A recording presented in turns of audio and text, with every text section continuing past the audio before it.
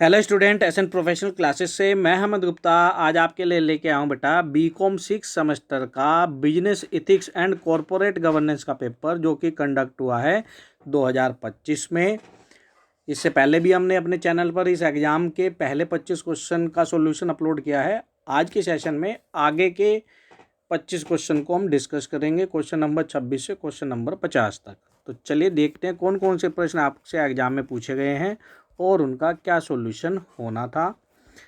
तो बेटा question number जो 26 है वो है आपसे पूछा गया एग्जाम में, कौन सा दार्शनिक सार्वभौमिक नैतिकता के सबसे अधिक निकटता से जुड़ा हुआ है।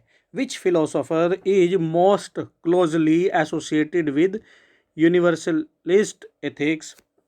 तो दिए गए ऑप्शन में से जो करेक्ट आंसर है वो है आपका option number B, Immanuel Kant. Option number B इसका करेक्ट आंसर है। इसके बाद नेक्स्ट प्रश्न आपसे पूछा गया है स्टूडेंट्स, निम्नलिखित में से कौन शास्त्रीय उपयोगितावादी विचारक है। दिए गए ऑप्शन में से जो करेक्ट आंसर है वो है आपका option number B, Jeremy Bentham. चलिए अब इसके बाद नेक्स्ट प्रश्न जानते हैं। तो नेक्स्ट प्रश्न आपसे एग्जाम में पूछा गया है स्टूडेंट्स, निम्नलिखित में से कौन से व्यवसाय में उपयोगितावादी सोच को सबसे करीब से दर्शाया गया है। तो इसका जो करेक्ट आंसर है वो है कंपनी को बचाने के लिए कुछ कर्मचारियों को नौकरी से निकालना। ऑप्शन नंबर ए इसका करेक्ट आंसर है।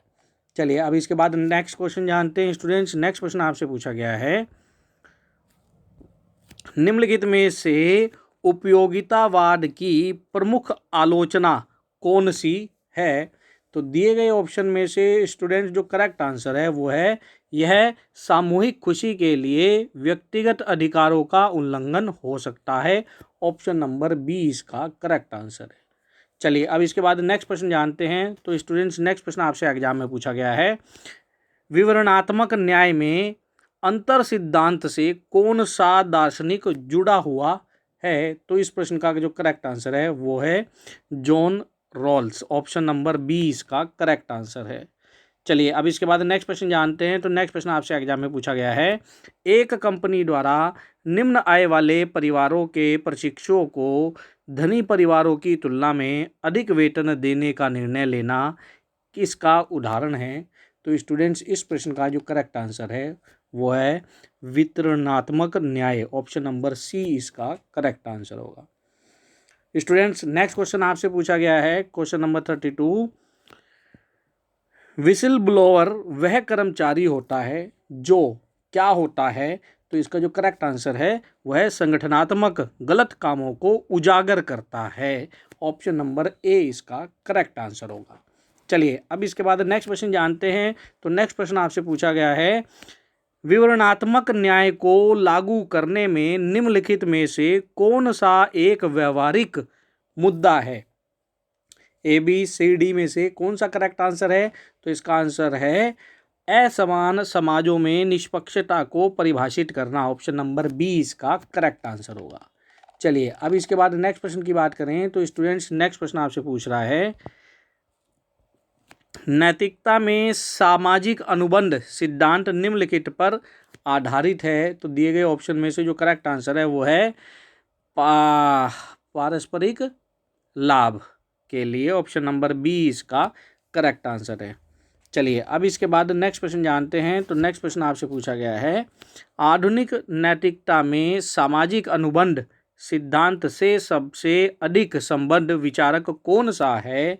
तो दिए गए ऑप्शन में से जो करेक्ट आंसर है वो है Jean Jacques Rousseau. Option number B इसका करेक्ट आंसर है। चलिए अब नेक्स्ट प्रश्न की बात करें। तो नेक्स्ट प्रश्न आपसे पूछा गया है, निम्नलिखित में से कौन सा व्यवसाय में सामाजिक अनुबंध के उल्लंघन को दर्शाता है। तो इसका जो करेक्ट आंसर है वो है भेदभाव भर्ती प्रथाएं। ऑप्शन नंबर बी इसका करेक्ट आंसर होगा। चलिए अब इसके बाद नेक्स्ट प्रश्न जानते हैं। तो नेक्स्ट प्रश्न पूछा गया है आपसे एग्जाम में, नियोक्ता और कर्मचारी के बीच मनोवैज्ञानिक अनुबंध निम्नलिखित से निकटता से संबंधित है। तो दिए गए ऑप्शन में से जो करेक्ट आंसर है वो है सोशल कॉन्ट्रैक्ट थ्योरी, सामाजिक अनुबंध सिद्धांत। ऑप्शन नंबर सी इसका करेक्ट आंसर है।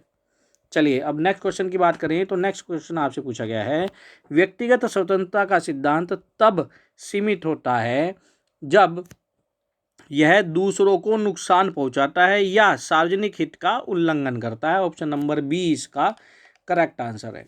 अब नेक्स्ट प्रश्न की बात करें तो नेक्स्ट प्रश्न आपसे पूछा गया है स्टूडेंट्स, कौन सा नैतिक दृष्टिकोण नैतिक ढांचे के भीतर व्यक्तिगत पसंद को सबसे अच्छा समर्थन करता है?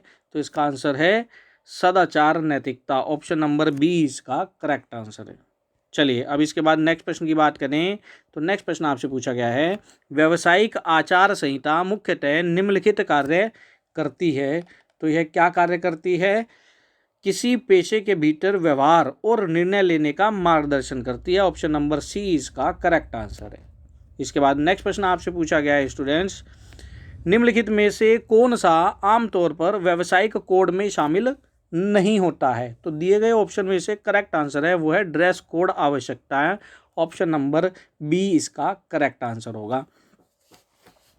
इसके बाद नेक्स्ट प्रश्न आपसे पूछा गया है, व्यावसायिक संहिता के उल्लंघन के परिणाम स्वरूप निम्नलिखित परिणाम हो सकते हैं। तो क्या परिणाम हो सकते हैं? तो इसका आंसर है व्यावसायिक प्रतिबंध या निष्कासन। ऑप्शन नंबर सी इसका करेक्ट आंसर होगा।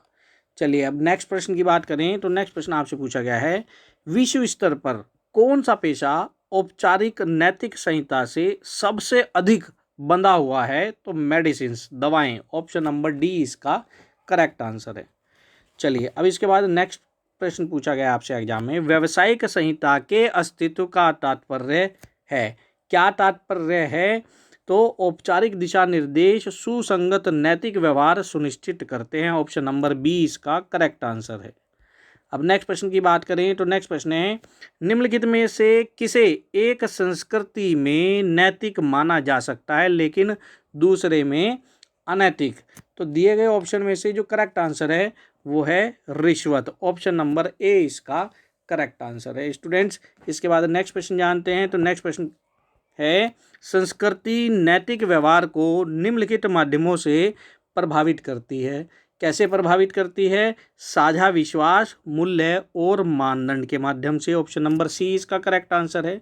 अब इसके बाद नेक्स्ट प्रश्न आपसे पूछा गया है, निम्नलिखित में से कौन सा सांस्कृतिक नैतिक मूल्य सामान्यतः सामूहिक समाजों में पाया जाता है? तो स्टूडेंट्स दिए गए ऑप्शन में से जो करेक्ट आंसर है वो है सामुदायिक निष्ठा। ऑप्शन नंबर सी इसका करेक्ट आंसर है। चलिए अब इसके बाद नेक्स्ट प्रश्न की बात करें तो नेक्स्ट प्रश्न आपसे पूछ रहा है, संस्कृति और व्यक्तिगत नैतिकता में टकराव तब हो सकता है जब क्या होगा? जब individual moral beliefs oppose social customs, व्यक्तिगत नैतिक विश्वास सामाजिक रीति रिवाजों का विरोध करते हैं। ऑप्शन नंबर बी इसका करेक्ट आंसर होगा। चलिए अब नेक्स्ट प्रश्न की बात करें तो नेक्स्ट प्रश्न आपसे पूछ रहा है स्टूडेंट्स, एक संगठन वित्तीय संकट से उबरने के लिए अपने 10% कर्मचारियों को नौकरी से निकालने का फैसला करता है ताकि बाकी 90% कर्मचारियों को नौकरी सुरक्षित रहे।